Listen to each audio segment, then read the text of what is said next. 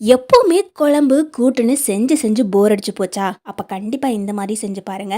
வீட்ல இருக்கக்கூடிய சின்ன குழந்தைங்களுக்கு குடுத்தா கூட, இன்னும் குடுங்கன்னு கேட்டு வாங்கி சாப்பிடுவாங்க. ரொம்ப டேஸ்டியா இருக்குங்க.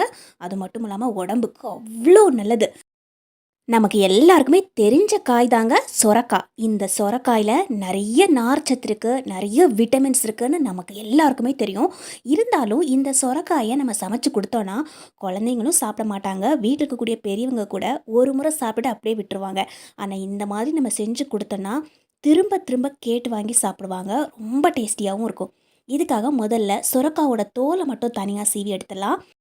சொரக்காவோட தோல் ஃபுல்லா சீவி எடுத்துட்டோம். ஒரு பிளேட்ல போட்டிருக்கிறேன். கொஞ்சம் தண்ணி ஊத்தி நம்ம அப்படியே விட்டு வச்சிடலாம்.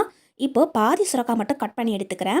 இப்போ இதே மாரி கீறல்கள் போட்டு இந்த சொரக்காவ நம்ம சின்ன சின்னதா கட் பண்ணி எடுத்துக்கலாம். உங்களுக்கு எந்த சைஸ்ல வேணுமோ அந்த சைஸ்ல நீங்க கட் பண்ணி எடுத்துக்கலாங்க. நான் இன்னைக்கு கொஞ்சம் சின்னதாவே கட் பண்ணி எடுத்துக்கிறேன். சொரக்கால நார்ச்சத்து அதிகமா இருக்கு. வெயிட் லாஸ் பண்ணணும் அப்படின்னு நினைக்கிறவங்க கண்டிப்பா இந்த ரெசிபிய தெரிஞ்சு வச்சுக்கிறது ரொம்ப ரொம்ப நல்லதுங்க. இப்போ நம்ம ஒரு ப்ரெஷர் குக்கர் எடுத்துக்கலாம். இந்த சொரக்கா ஃபுல்லா கட் பண்ணிட்டோம் இல்லையா? அது எல்லாத்தையும் நம்ம இந்த ப்ரெஷர் குக்கர்ல அப்படியே போட்டுக்கலாம். இதுக்கு தேவையான அளவு பூண்டு ஒரு 5லேருந்து 10 பூண்டு சேர்த்துக்கலாம். 3 தக்காளி பழங்கள் மீடியம் சைஸ்ல இருக்கக்கூடிய 3 தக்காளி பழங்கள் எடுத்துக்கிறேன். அதையும் சின்னதா கட் பண்ணி வச்சிருந்தேன். அதையும் நம்ம அப்படியே சேர்த்துக்கலாம். 2 ஸ்பூன் பாசி பருப்பு அத ஊற வச்சிருந்தேன். அத நம்ம அப்படியே சேர்த்துக்கலாம். ஒருவேளை நீங்க ஊற வைக்காத பருப்பு சேர்த்துக்கிறீங்கன்னா கூட ஓகே தாங்க. கூடவே 1 ஸ்பூனுக்கு கடலை பருப்பு சேர்த்துருக்கிறேன். பருப்பு சேர்க்குறது ஆப்ஷனல் தான். உங்களுக்கு துவரம் பருப்பு சேர்க்கணும்னு தோணுச்சுன்னா, நீங்க தாராளமா துவரம் பருப்பு மட்டுமே சேர்த்துக்கலாம். பாசி பருப்பு சேர்க்கணும்னு தோணுச்சுன்னா, எல்லாத்தையும் நீங்க பாசி பருப்பாவே கூட சேர்த்துக்கலாம். இதுக்கு தேவையான அளவு தண்ணி 1 கப் அளவு சேர்த்துக்கிறேன். கூடவே 1/4 ஸ்பூன் அளவுக்கு மஞ்சள் தூள் சேர்த்துக்கிறேன். தண்ணி நம்ம இதில அதிகமா சேர்த்துக்க கூடாது. ஏன்னு பார்த்தீங்கன்னா, நம்ம சேர்த்துக்கக்கூடிய சுரக்காலேருந்தே தண்ணி கொஞ்சம் வரும். அதனால தண்ணியோட அளவு மட்டும் ரொம்ப அதிகமா சேர்க்காம, 1 கப் அளவு மட்டும் சேர்த்துக்கோங்க. எல்லாத்தையும் நல்லா மிக்ஸ் பண்ணி விட்டுட்டு, இப்போ இதே போல ஓரங்கட்டி விட்டுக்கோங்க. நடுவுல கொஞ்சம் மட்டும் இந்த மாரி இடம் விட்டுக்கோங்க. இப்போ ஒரு பவுலோ அல்லது சின்னதா ஒரு டிஃபன் பாக்ஸ் ஒண்ணோ எடுத்துக்கோங்க. இப்போ நான் இன்னைக்கு இந்த மாதிரி ஒரு பவுல் ஒன்று எடுத்துக்கிறேன். நம்ம நடுவுல கொஞ்சம் இடம் விட்டுருந்தோம் இல்லையா? அந்த இடத்துல இந்த பவுல அப்படியே வச்சுட்டு, ஏற்கனவே நம்ம இந்த காயோட தோல சீவி தண்ணீல போட்டு வச்சிருந்தோம். நல்லா அலசிட்டு, அதுக்கப்புறமா அந்த தோல மட்டும் இதே போல அந்த பாத்திரத்தில எடுத்து வச்சுக்கலாம். இப்போ ஒரு 1/4 டம்ளர் அளவு தண்ணி ஊத்திக்கலாங்க. கொஞ்சமா ஊத்துனா போதும். நெறைய நம்ம தண்ணி ஊத்த வேண்டாம். ஒரே 1 நிமிஷத்துக்கு மட்டும் நம்ம இத ஓப்பன்லேயே வச்சுக்கலாம். இந்த மாரி நல்லா கொதி வரட்டும். இந்த மாரி பபிள்ஸா வர ஆரம்பிச்சிடும். இப்ப நம்ம குக்கர மூடி போட்டு விட்டுறலாம். இதுவே நீங்க கடாயில கூட வச்சுக்கலாங்க. நம்ம இப்ப போட்ட பொருட்கள எல்லாம் கடாயில வச்சுட்டு, இதே போல நடுப்பகுதியில ஒரு டிஃபன் பாக்ஸோ, பவுலோ வச்சுட்டு மூடி போட்டு விட்டுருங்க. இப்ப இந்த கேப்ல நம்ம ஒரு மிக்ஸி ஜார் எடுத்துட்டு, ஒரு 1/2 கப் அளவு தேங்காய் சேர்த்துக்கலாம். இப்போ இது கூட காரத்துக்கு தகுந்த மாரி பச்சை மிளகா, 3 பச்சை மிளகா சேர்த்துக்கிறேன். இதுக்கு கொஞ்சமா புளி சேர்த்தா போதும். இந்த மாரி லைட்டா புளி சேர்த்துட்டு, இது கூடவே கொஞ்சமா நல்ல வாசனைக்காக ஒரு 1/4 ஸ்பூன் அளவுக்கு பெருஞ்சீரகம் சேர்க்கிறேன். 1/2 ஸ்பூன் அளவுக்கு ஜீரகம் சேர்த்துக்கலாம். கூடவே 1/2 ஸ்பூன் அளவுக்கு மிளகு சேர்த்துக்கிறேன். மிளகு சேர்த்துக்கும்போது நல்ல வாசனையாகவும், நல்ல டேஸ்டியாகவும் இருக்கும்.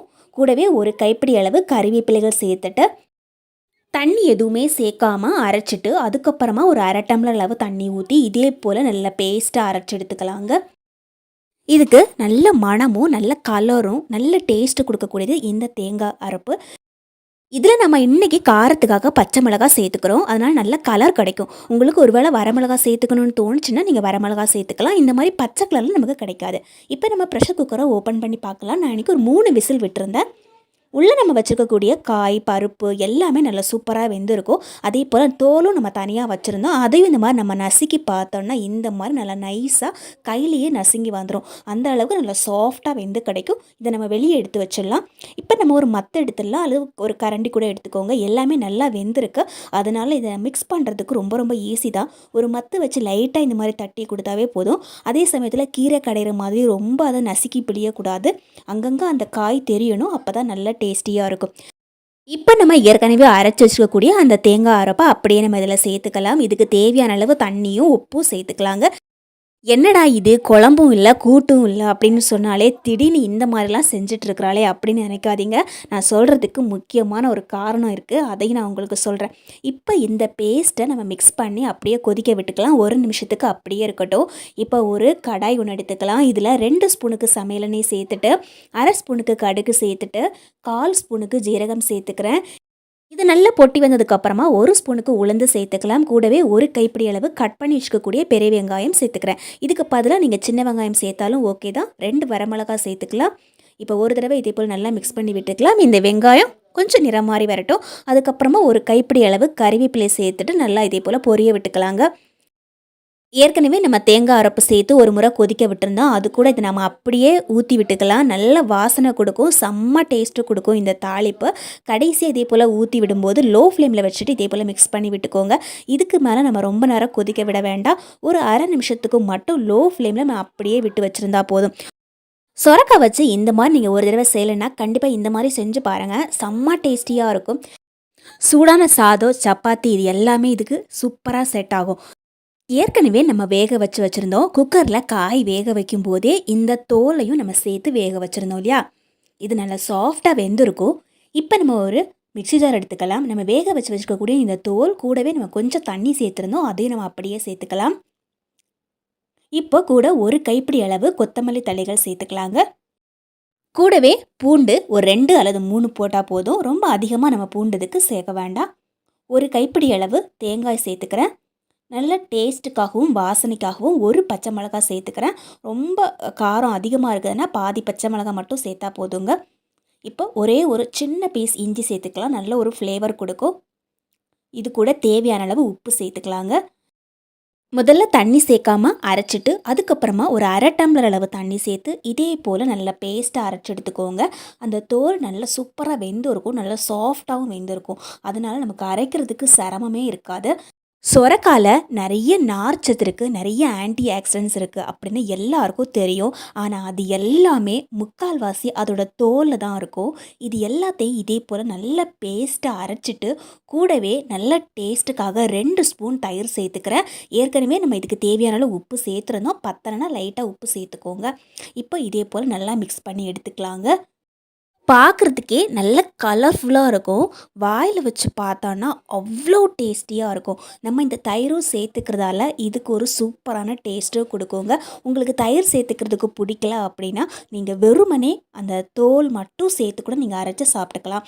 இது இப்படியே சாப்பிட்டாலும் நல்ல டேஸ்டியாக தான் இருக்கும். கூடவே நம்ம ஒரு சின்ன தாளிப்பு கொடுத்தோன்னா எக்ஸ்ட்ரா ஒரு நல்ல ஃப்ளேவரும் நல்ல வாசனையும் கிடைக்கும். அதுக்காக கொஞ்சம் எண்ணெய் ஊற்றி லைட்டாக கடுகு ஜீரகம் போட்டு இதே போல் தாளிச்சில் ஊற்றி விட்டால் போதுங்க. இது இட்லி, தோசை, சப்பாத்திக்கு ஒரு சூப்பரான சைடிஷ். இன்னும் சொல்லப்போனால் சாதத்தில் பிசைஞ்சு சாப்பிட்டோன்னா இதுக்கு வேறு எந்த சைடிஷுமே வேணாம், அவ்வளோ செம்மையான ஒரு டேஸ்ட்டு கிடைக்கும். அதுவும் ரொம்ப சிம்பிள். இந்த மாதிரி காய் வேக வைக்கும்போது உங்களால் வேக வைக்க முடியலன்னா அந்த தோலை மட்டும் தனியாக சீவி தண்ணியில் போட்டு லைட்டாக கொதிக்க விட்டு வேக விட்டுக்கோங்க.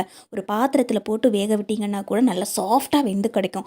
அதுக்கப்புறமா வெந்ததுக்கப்புறமா இதே போல் நீங்கள் மிக்ஸி ஜாரில் அரைச்சி லைட்டாக சின்னதாக ஒரு தாளிப்பு கொடுத்து இந்த மாதிரி நீங்கள் சாதத்தில் பிசைஞ்சு சாப்பிட்டீங்கன்னா தயிர் சாதமே தோற்று போகும். அவ்வளோ அருமையான டேஸ்ட்டு கிடைக்குங்க. ரொம்ப ரொம்ப ஹெல்த்தியும் கூட. சொரக்காவே சாப்பிட பிடிக்கல அப்படின்னு சொல்கிற குழந்தைங்க கூட இந்த மாதிரி உருட்டி உருட்டி கொடுத்தீங்கன்னா அள்ளி அள்ளி சாப்பிடுவாங்க. சொரக்காய் பிடிக்காதுன்னு சொல்கிறவங்க யாராவது தெரிஞ்சவங்க இருக்கிறாங்கன்னா கண்டிப்பாக அவங்களுக்கு இந்த வீடியோவை ஷேர் பண்ணுங்கள். உங்கள் ஃப்ரெண்ட்ஸ் அண்ட் ஃபேமிலிக்கு இந்த வீடியோவை ஷேர் பண்ணுங்கள். வீடியோ பிடிச்சா லைக் பண்ணி ஷேர் பண்ணுங்கள்.